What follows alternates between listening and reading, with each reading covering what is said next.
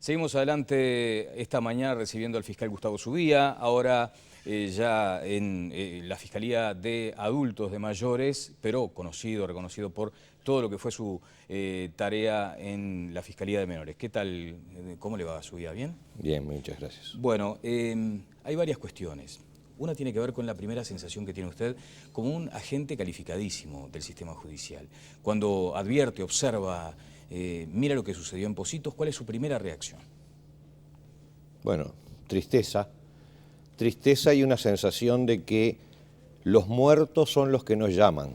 Inclusive, y perdóneme, voy a ser un poco agresivo con usted, nos llaman para tener estas entrevistas. Que estas entrevistas, a mi juicio, las tendríamos que tener mucho más a menudo, no solamente conmigo, con varios operadores, porque esto es una cosa que sigue. Claro. Hace años que venimos hablando de esto y diciendo, esto sigue y sigue y sigue, y hoy tenemos a esta altura del año, corríjame usted, 158 muertos. Exacto. Usted está cometiendo una gran injusticia, le quiero aclarar, porque ha hablado conmigo personalmente para venir en momentos donde usted entendía que había que salir y estuvo sentado ahí. Así que es injusta su afirmación. Es injusta en lo personal.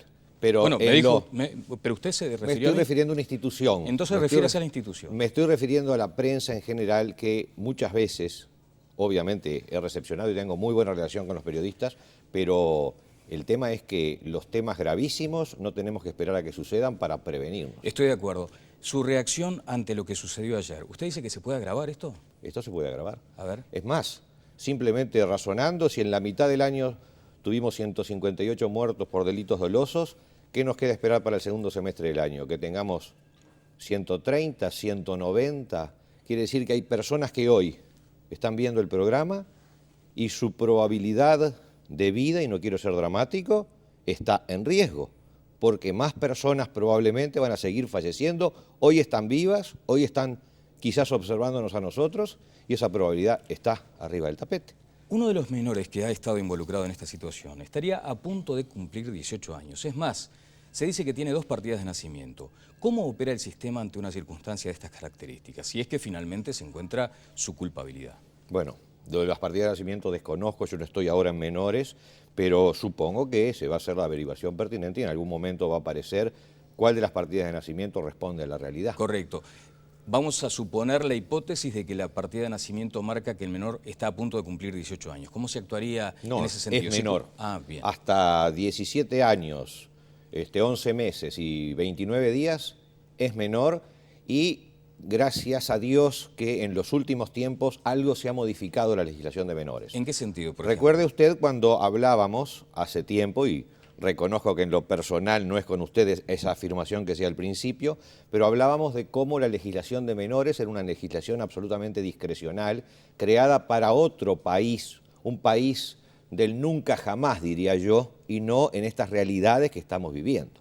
Hubieron modificaciones, por suerte hubieron modificaciones, pero todavía el código de la adolescencia, de la niñez y de la adolescencia es un código completamente desajustado, y hoy se está pensando en modificarlo en otro tipo de códigos donde ya no más la pena máxima pueda subir a los 10 años.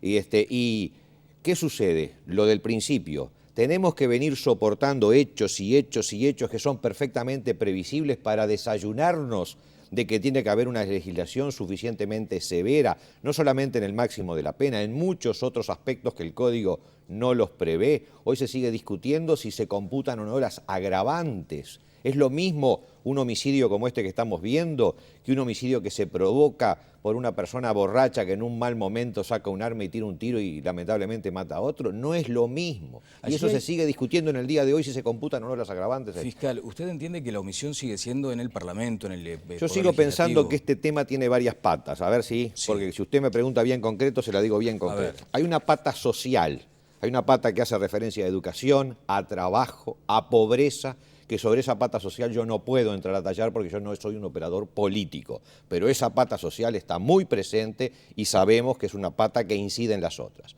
Hay una pata después cultural, una pata de generación de posibilidades y me han calificado muchas veces de represor y de facho, ya a esta altura del partido me importa un bledo.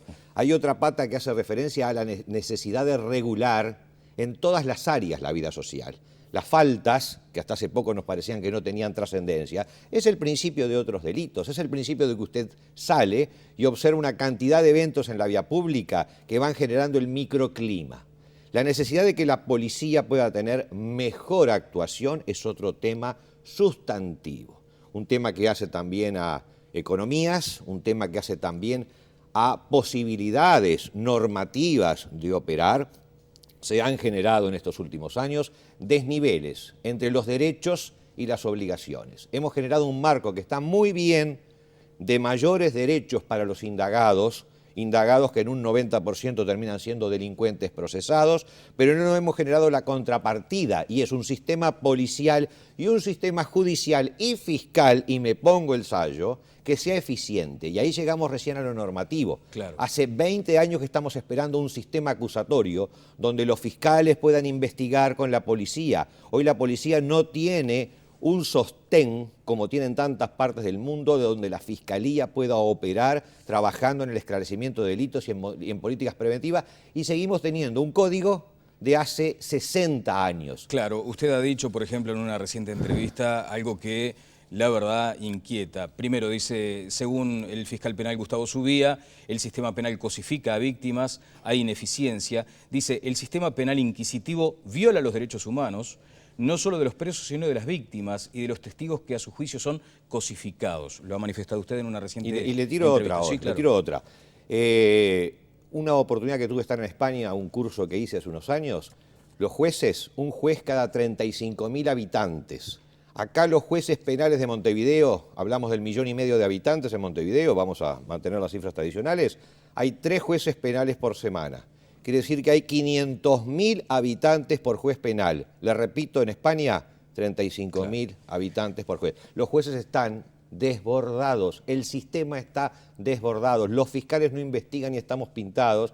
Y no digo que esto de una noche para mañana mejore, pero el tema, ya lo he dicho hasta el cansancio, el tema es cuando usted puede hacer algo y no lo hace, ahí está la responsabilidad. En el Parlamento está el código, el nuevo código acusatorio, que comparto algunas cosas, con otras tengo discrepancias, capaz que en otra oportunidad me invita, claro, y retiro lo que le dije al principio. No, dice acá, por ejemplo, en este periodo, esto lo había señalado usted en una entrevista anterior, la víctima se objeta al sistema actual, digamos, por el tratamiento que reciben víctimas y testigos. La víctima es cosificada, insisto con este concepto que me parece tremendo. Se obtiene de ella la información que el Estado está pidiendo, es interrogada y lanzada al centro de los problemas. Vuelve a su domicilio y al lugar peligroso donde han sucedido los hechos, donde han sido rapiñadas, copadas o donde han asesinado a su familiar, advirtió. O sea, usted entiende que todavía hay ausencia del Estado en esa protección. Claro, este nuevo código, las cosas buenas que tiene, porque tiene algunas que no comparto, pero las cosas buenas que tiene es que la víctima es tenida en cuenta, tanto desde el punto de vista personal como desde el punto de vista jurídico, con asesoramiento letrado. La víctima tiene capacidad para tener asesoramiento psicológico y para que el fiscal pueda disponer medidas que de alguna forma protejan.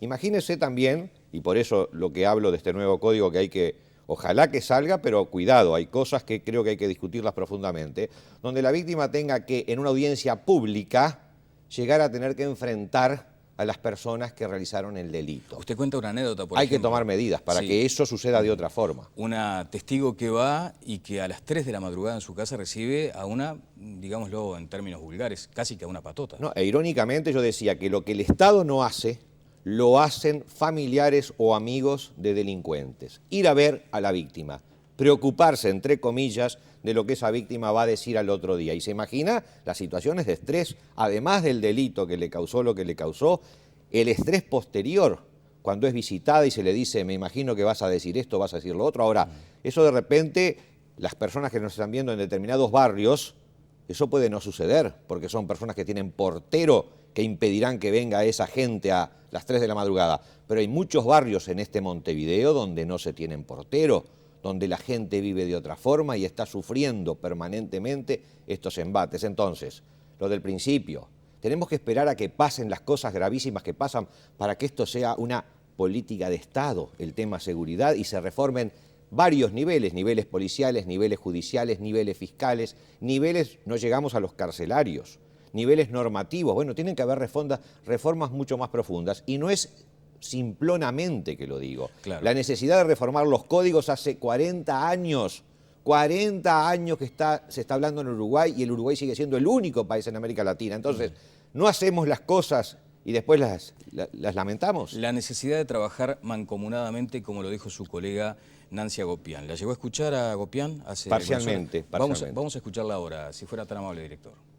Evidentemente, esto es un estado de inseguridad brutal, donde todas las semanas muere un policía, donde acá los menores tienen como mínimo, en estos casos, 5 años, los cuales van a cumplir eso porque no tienen el mismo régimen que los mayores. Entonces, en 5 años, que no le van a cumplir la totalidad, van a salir en libertad porque es lógico también. Digo, pero antes hay que tratar de evitar todo esto, digo, de evitar que mueran una semana policías, digo, que los menores ya salgan a delinquir, digo, me parece que es que en forma mancomunada tenemos que trabajar todos, jueces, fiscales, INAU, policía, digo, y dotar a la policía de todas las herramientas que tengan necesarios, porque usted se da cuenta que en esta balacera los adolescentes tenían mejores armas que la propia policía. Entonces vamos a dotar a la policía y vamos a trabajar en forma todos mancomunada, para que nuestros hijos tengan un país no de esta manera, donde puedan salir a la calle libremente. ¿Cuál es su primer comentario, su día? Perfecto, comparto. Y el trabajar mancomunadamente, que la doctora insiste, es justamente tener normas racionales donde los fiscales podamos trabajar con policía, donde no haya un juez cada 500.000 habitantes, que se creen nuevos cargos de jueces, y que el país invierta en esto que en lo que va del año en la mitad del año son 158 muertos, y tenemos la obligación moral en estos casos de tomar otras actitudes. El ciudadano común y corriente advierte cada tanto que resurge esa confrontación, ese enfrentamiento entre el Poder Judicial y el Poder Ejecutivo a través del Ministerio del Interior. ¿Eso es algo que también debe ser laudado en algún momento? ¿Cómo se transita hacia un camino de mayor entendimiento? Bueno, si usted en su casa no tiene luz eléctrica y llega la noche y no tiene otro mecanismo de iluminación, las personas se van a chocar adentro de la casa, sobre todo si son una familia numerosa. Esos choques que usted cite, que pueden suceder inclusive en otros niveles también de la Administración de Justicia, con los fiscales, a nivel carcelario, son choques de que me parece que nadie se ha puesto a sentarse en la mesa, a prender la luz y a decir, vamos a tomar fórmulas racionales. Si la legislación que tenemos que es el proceso inquisitivo, inquisición es 1620. Si en este proceso inquisitivo que tenemos, que no lo hemos podido modificar, vaya uno a saber por qué. No tenemos posibilidad de que yo como fiscal pueda investigar y que me entere recién al otro día cuando llego al juzgado de qué elementos son los que tengo a disposición. Bueno, significa que estamos siendo países que en el mundo ya no se conocen con estos sistemas de investigación. Hoy investiga la policía, y es la policía la que le comunica al juez, y es el juez el que sale a hacer las veces de fiscal y pide las pruebas. Al otro día le pasa la posta al fiscal y el juez se saca el sayo y se transforma en juez, y tenemos procesado sin condena. ¿Qué significa el procesado sin condena en un 80% de los casos? Que como son sin condenas, se les otorga las libertades en una forma muy beneficiosa para ese procesado por ser sin condena, y se sale a ojo. ¿Qué es a ojo? Es que como no hay condena, como es presuntamente inocente y tiene el derecho a esperar la sentencia en libertad por este sistema inquisitivo y escrito que tenemos, entonces, aunque los fiscales a veces nos opongamos, los jueces, en cumplimiento de ciertas normativas, tienen que largarlos. En cambio, si tuviéramos un proceso inquisitivo y la condena se dicta, como todos estamos soñando, hay que reformar inclusive los proyectos que hay en el Parlamento, porque eso tiene que ser muy expeditivo. La condena se dicta en 15 días o un mes, vamos a tener presos con condena y no van a poder regresar inmediatamente a la calle porque tendrán que cumplir la condena por lo menos en un porcentaje importante. Gustavo, dígame, cuando por ejemplo se libera a un menor o se lo devuelve a los padres, como está establecido casi que en esa jerga común, fue devuelto a sus padres, ¿no hay ojímetro también allí? También. A pesar de que se logró, y fue una cosa a mi juicio importantísima, un mínimo de 12 meses para los delitos gravísimos, pero ese mínimo también está. Antes era discrecionalidad de los jueces, ahora es discrecionalidad de los fiscales. No está legislado en forma taxativa y dependerá de los criterios que se apliquen en los casos. Pero también, en muchos casos, piden la sustitución de la medida para que el menor egrese y teniendo sentencias una cosa, sin tener sentencias otra. Pero en el caso de los menores puede ser más atendible el ojímetro, son menores a pesar de la gravedad y tremenda situación que estamos viviendo. Pero en el caso de los adultos, no puede ser que sigamos todo a ojímetro. Claro, uno de ellos estaba aparentemente ya investigado por un homicidio cometido un tiempo atrás. Confesaron 15 copamientos, o sea, eran estos gurises que andaban en la vuelta, pero ya con una carga importante delictiva detrás. Y lo habíamos dicho hace mucho tiempo, estas cosas tampoco no se revierten. Hoy el INAU está teniendo, con una nueva administración que cambió la pisada, está teniendo, calculo yo, que más de 600 jóvenes internados. Acuérdese la época cuando las fugas eran de 1000. Entonces, tampoco las cosas no se revierten de la noche a la mañana, pero la nueva legislación tiene menos de un año y pasamos 8 años con aquella experiencia de un código totalmente libérrimo, precioso en los dichos, precioso en la letra, pero que no se compadecía con la realidad. El delito no se termina nunca, pero por lo menos lo que decíamos hoy, hacer el esfuerzo racional y lógico y no pensar de que las legislaciones tienen que ser construcciones meramente intelectuales. Las legislaciones tienen que ser construcciones, por supuesto que intelectuales y racionales, pero con los pies sobre la tierra. Y estamos pagando carísimo el no tener los pies sobre la tierra en esas legislaciones. El otro día aconteció esta situación con el repartidor de Supergas, donde hubo participación de niños. Y allí hubo madres que fueron procesadas con prisión y otra, tercera, entregó, digamos, a su hijo ante la constatación de que había participado. ¿Es una señal importante el hecho de que los progenitores también paguen por las culpas de sus hijos? No es la primera vez, pero me congratulo con el fiscal y con el juez que tomaron esa medida. Supongo que habría elementos como para poder hacer esa solicitud, porque acá estamos en un microclima de cultura delictiva. Y en esa cultura delictiva no están solamente los menores. Están los amigos de los menores, los que aparecen a las 3 de la mañana a pedirle cuentas a la víctima, están los que muchas veces no se ven, pero organizan. Acá en este otro evento del Correo había un adulto. Quiere decir que hay toda una subcultura, y esa subcultura no es solamente quedándonos sentados que vamos a poder combatirlo. Bien, ¿violó Bonomi el Código de la Niñez y la Adolescencia al identificar a uno de los niños participantes? No es por sacarle el glúteo a la hipodérmica, pero no observé cuáles fueron las manifestaciones del ministro. Bueno, identificó claramente como hijo del Rambo, ¿se acuerda usted, no? De aquel pero no hubo nombre, no fue identificado por el nombre del menor. No fue identificado como... Bueno, no, eso yo creo que ahí puede ser discutible porque en más de una oportunidad se han dicho los sobrenombres. Sí. Ha habido libros y todo publicado sobre los sobrenombres. Bueno, hubo sanciones también a medios por eso, ¿no? Pero en la medida en que los nombres sean los que salgan, si son por los sobrenombres o son por relaciones... Bueno, por sobrenombres, por ejemplo, hubo un diario que tuvo que pagar una multa, otro semanario también. En el caso del ministro, el propio INAU está indagando, investigando, pero bueno, no le consta. Y además no hace a la cuestión sustantiva. La cuestión sustantiva tiene kilómetros de profundidad, es lo que estamos hablando ahora. Eso sería una cuestión aditiva que no me interesa tampoco. Casi epidérmica. Bueno, ¿qué sucedió con, ya pasando a otros aspectos, con esa percepción que tiene muchas veces el ciudadano de decir, bueno, pero son los mismos menores los que siguen delinquiendo? Allí hay una dificultad porque también a la hora de evaluarlo hay una fiscalía que debe responder con mucho más firmeza y no encuentra a veces el correlato en el juez. ¿Usted sufre, padece esa situación o lo padecía en ese momento? No, lo padecí en materia de adolescentes infractores, donde esa desvinculación con la realidad de algunos operadores me llevó más de una vez a tener que tomar la pastillita para tranquilizar. O sea, devolver... En materia de adultos tenemos otras motivaciones, que era lo que le decía recién. La persona, por un delito de hurto, entra en prisión, a veces con muchos antecedentes, y como es presuntamente inocente porque la sentencia sale recién a los 10 meses, esa persona es muchas veces liberada a los pocos meses por temas que se llaman procesales, que no viene al caso ahora discutirlo. Entonces, pero permítame la paradoja.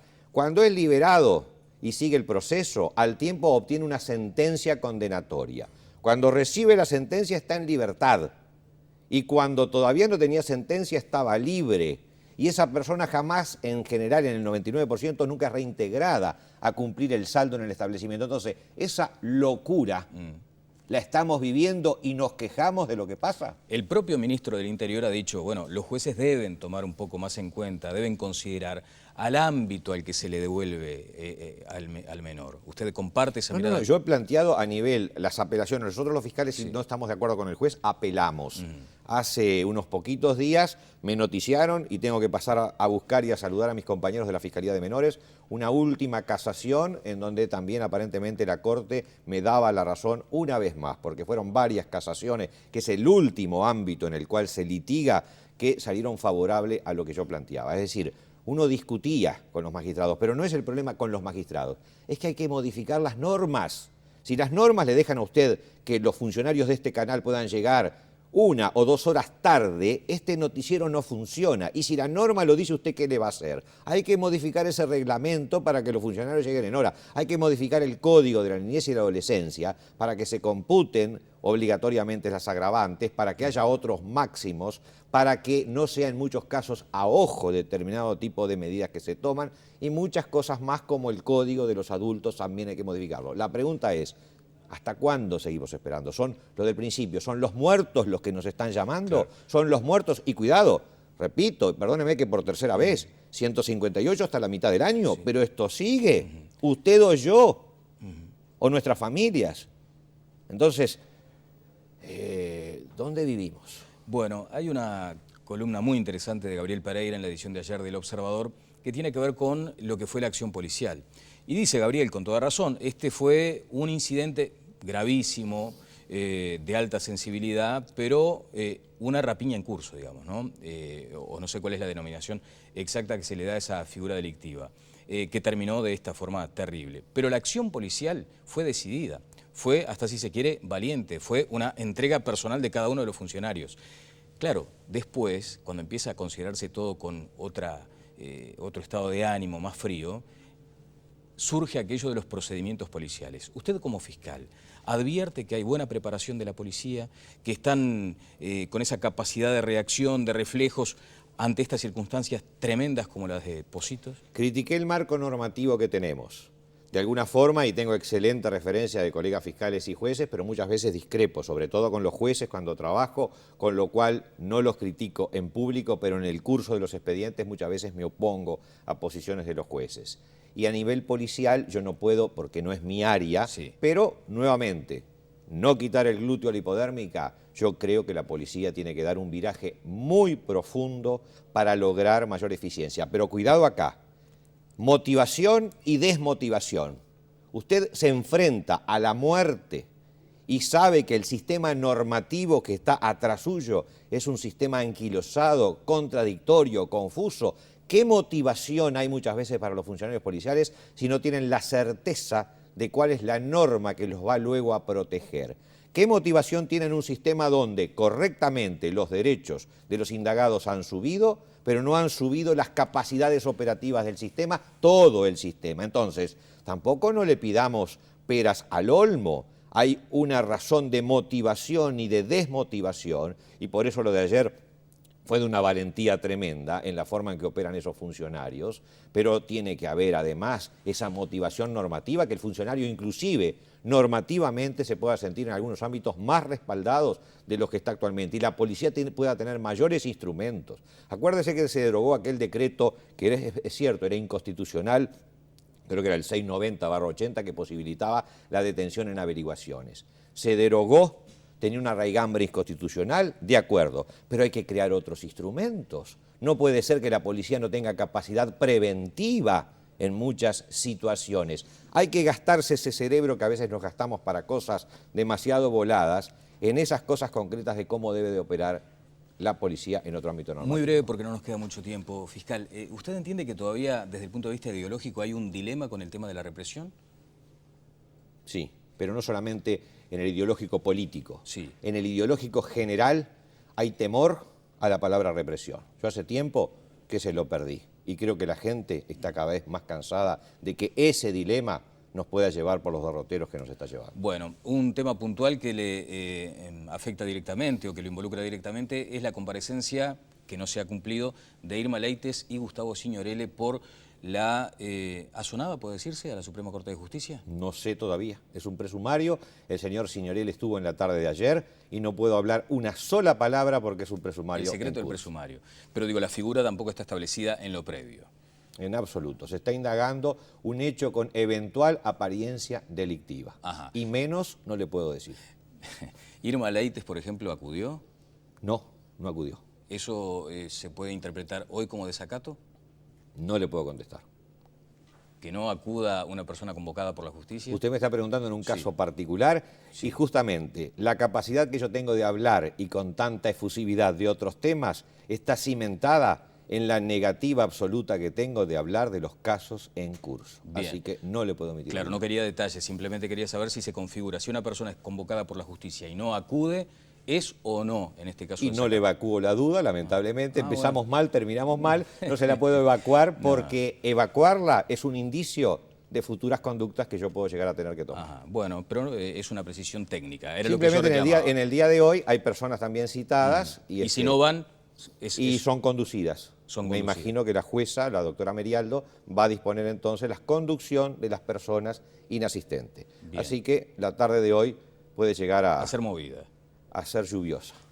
Está muy bien. Sí, tormentosa sobre todo su vida, muy tormentosa. Tormentosa, eso quise decir. Ha sido muy amable como siempre. No, y gracias a usted, y el mensaje no era para usted, bueno, pero sí a que no nos acordemos de Santa Bárbara cuando truena. Acá hay muertos, van a seguir habiendo muertos. La prensa tiene a mi juicio un papel fundamental y yo se lo agradezco para tener que modificar cosas que hace años que habría que modificar. Una última, porque es verdad esto de la hipersensibilidad. Hay quienes ahora exigen penas más graves o mayores penas a aquellas personas que ultimen a funcionarios públicos, en este caso a policías. ¿Usted está de acuerdo con esa línea? Hay agravantes específicas, hay agravantes hoy. No habría que innovar en ese sentido. Hay que innovar en tanta cosa que a veces la preocupación... Usted se preocupa por el frente de su casa si está pintado y adentro tiene el baño partido a la mitad y el agua le está llegando hasta el cuello.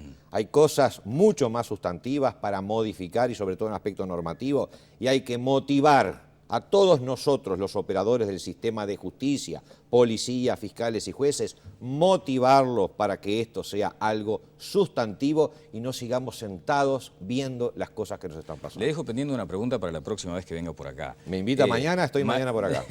Marihuana, por ejemplo, ¿va a incidir, si finalmente se aprueba la reglamentación, la regulación del mercado, va a incidir para bien o para mal en el clima delictivo? No, me resguardo en aquello de no puedo hacer futurología, que es una forma facilonga de evitar, pero para no ser tan facilongo le digo yo no estoy de acuerdo, más allá de que lo estaría en términos conceptuales, pero en este momento que estamos viviendo no estoy de acuerdo con legalización de ningún tipo de droga más allá de las expectativas que se tienen, sobre todo porque la marihuana no es el mal de todos los males, que sí lo es la pasta base, y jamás se tuvo hasta ahora mecanismos para diferenciar. Es verdad que se severizó la pena de la pasta base, pero hoy nos enfrentamos a que no estamos con los medios técnicos para determinar a nivel de laboratorio cuándo es pasta base y cuándo no. Entonces esa norma otra vez cae en desuso, son normas que no tienen fase práctica para poder ser operativa. La marihuana, yo sé que se ha hablado muchísimo y admito que hay muchísimo tipo de opiniones,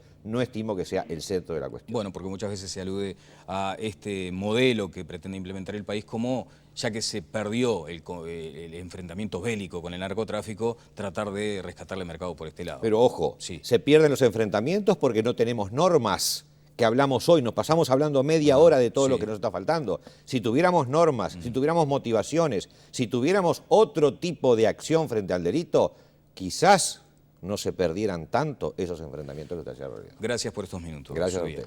El fiscal Gustavo Zubia estuvo con nosotros. Vamos a la pausa, ya llega más información a Tele Buen Día con Federico Paz. Presentó SECOM, primer servicio de compañía.